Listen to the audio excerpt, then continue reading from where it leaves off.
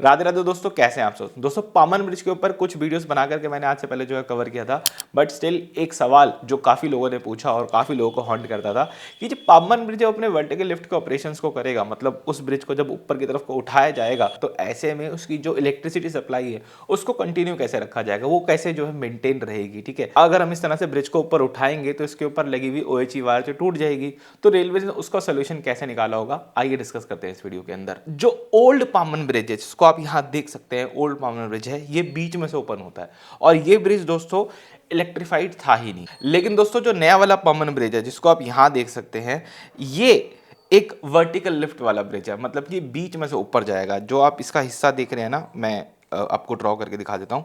ये वाला जो आपका हिस्सा देख रहे हैं ये पूरा जो है ऊपर की तरफ को जाएगा।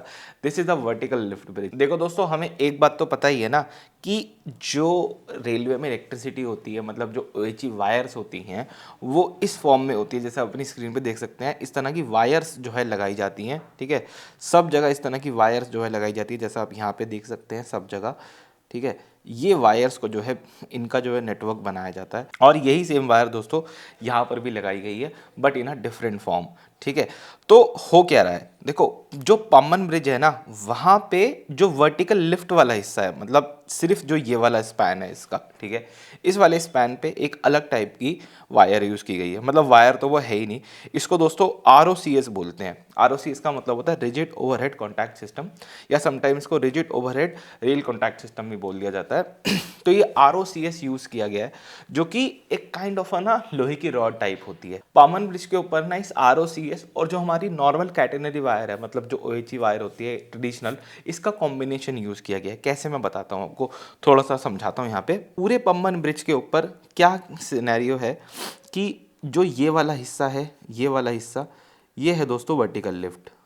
इस वर्टिकल लिफ्ट वाले हिस्से में अब पामन ब्रिज पे क्या किया गया है, जो उसका नॉर्मल हिस्सा है, मतलब नॉर्मल ब्रिज है, ये वाला जो मैं येलो से मार्क कर रहा हूँ, यहाँ पे तो दोस्तों आपकी नॉर्मल OHE वायर डाली गई है, जो कि ये वाली OHE वायर होती है जिसकी मैं यहाँ बात कर रहा हूँ। ठीक है, और दोस्तों ये जो इतना हिस्सा देख रहे हो ना आप, वर्टिकल लिफ्ट वाला, सिर्फ इतने हिस्से के अंदर यहाँ पे जो है ROCS को लगाया गया है। ROCS मतलब जो हमने अभी आपको बताया था, रिजिड ओवरहेड कॉन्टैक्ट सिस्टम, इसको लगाया गया है, जिसका प्रमाण मैं आपको जो है यहाँ पे दिखा देता हूँ 2 मिनट के लिए, अगर आप मेरे साथ ऊपर चले।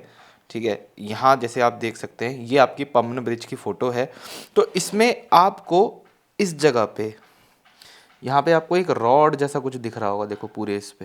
ठीक है, ये जो रॉड है ना, ये ROCS लगा हुआ है यहाँ पे, यहीं पे ही ROCS इंस्टॉल किया गया है। ठीक है, अच्छा, इसके अपने कुछ फ़ायदे भी हैं। सबसे पहली बात तो दोस्तों, ये जो इतना बड़ा स्पैन है ये पूरा ऊपर नीचे जाएगा, जिससे कि जो नॉर्मल OHE है उससे कॉन्टैक्ट बनाना काफ़ी ईजी हो जाता है इसके थ्रू, क्योंकि ये एक रॉड टाइप होता है। ठीक है, रिजिड मतलब आप इसको समझ लो एक लोहे की रॉड सी लगा दी यहाँ पे, इस टाइप से करके जो है होता है। दूसरा दोस्तों, ये जो ROCS होता है इसके ना अपने कुछ बेनिफिट्स भी होते हैं।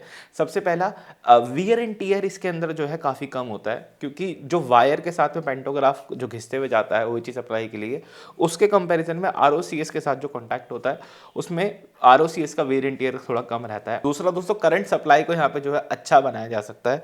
एक इंपॉर्टेंट बात बताता हूँ आपको, as per my knowledge, railways के अंदर ये जो ROCS वाला सिस्टम है ये सिर्फ और सिर्फ पामन ब्रिज के ऊपर, और जो USBRL अभी बन रहा है ना, मतलब अभी जो नॉर्मल ट्रेनों के लिए चालू नहीं है, कश्मीर वाला जो सेक्शन है, सिर्फ वहाँ पे जो है यूज़ किया गया है इंडियन रेलवेज में। एज पर माई नॉलेज इसके अलावा कहीं और ROCS टेक्नोलॉजी को जो है यूज़ नहीं किया गया। तो दोस्तों, जब कभी भी पामन ब्रिज का जो वर्टिकल लिफ्ट वाला हिस्सा ही ऊपर जाएगा, तो जो नॉर्मल ब्रिज वाला सेक्शन है, जैसे कि जो हमने लास्ट वाली स्लाइड में यहाँ पे देखा, तो ये जो नॉर्मल ब्रिज वाला सेक्शन है जो कि यहाँ पे है, जो कि दोस्तों ये वाला जो सेक्शन है पूरा का पूरा, ठीक है, इस वाले सेक्शन से इसकी जो सप्लाई है वो नॉर्मल यहाँ पे दोनों साइड जो है कुछ कनेक्टर्स लगे हुए, उनसे जो है डिस्कनेक्ट हो जाएगी। ठीक है, जैसे कि आप समझ लीजिए कि हमारे घर में MC स्विच होते हैं ना, जो कि आप इसको ऊपर करते हो और आपके जो घर की लाइट है वो चली जाती है, इस टाइप से करके कुछ बड़े स्केल के ऊपर जो है यहाँ पे कुछ स्विचेस लगे हुए हैं जिनसे वो सप्लाई कट जाएगी, और फिर पूरा वर्टिकल लिफ्ट वाला हिस्सा जो ऊपर चला जाएगा और बाद में नीचे आ जाएगा। देन सप्लाई को जोड़ के वापस कॉन्टिन्यूस जो है यहाँ पे इलेक्ट्रिसिटी को सप्लाई किया जा सकेगा।